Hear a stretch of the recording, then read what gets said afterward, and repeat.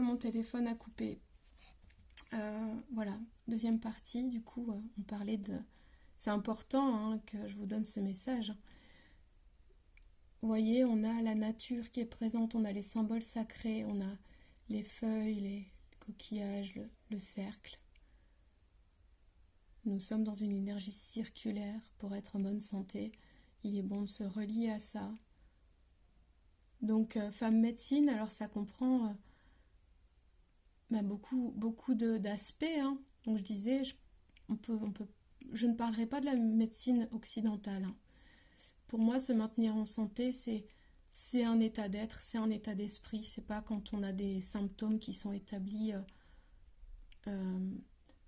Bien sûr, on réagit. Hein. Bien sûr, on va voir le médecin quand la maladie est là. Mais pour moi, c'est vraiment de se maintenir en santé chaque jour par des petits gestes, par la gratitude, par se baigner dans la nature, de boire des infusions, de se connecter aux animaux.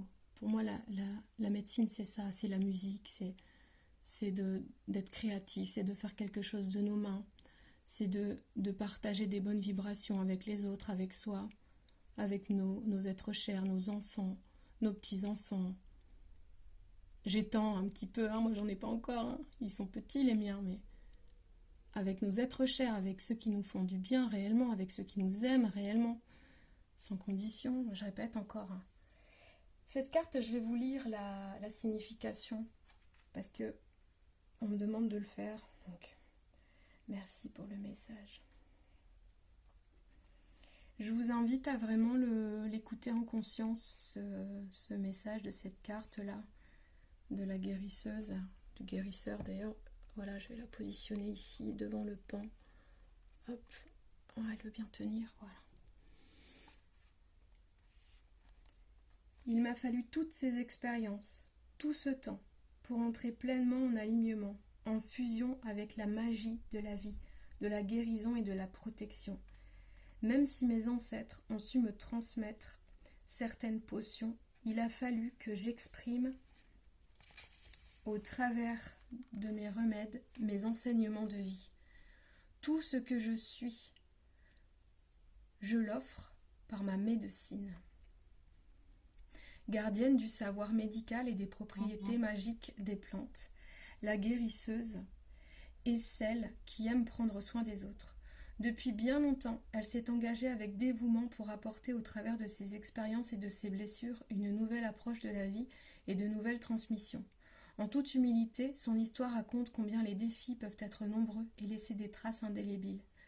Elle sait que ses propres cicatrices peuvent servir une noble cause auprès de ceux qui l'entourent. Dans les larmes, mais surtout avec beaucoup de patience et de résilience, elle a su faire face aux expériences difficiles et douloureuses pour en sortir grandie en sagesse et en respect. À présent, elle sait qu'elle est porteuse de connaissances, d'un don à transmettre pour guider et apporter un soutien puissant aux autres et offrir les sagesses de la vie à ceux qui le souhaitent. Si la guérisseuse s'éveille en vous, c'est pour vous indiquer qu'il est désormais temps de transmettre à votre tour.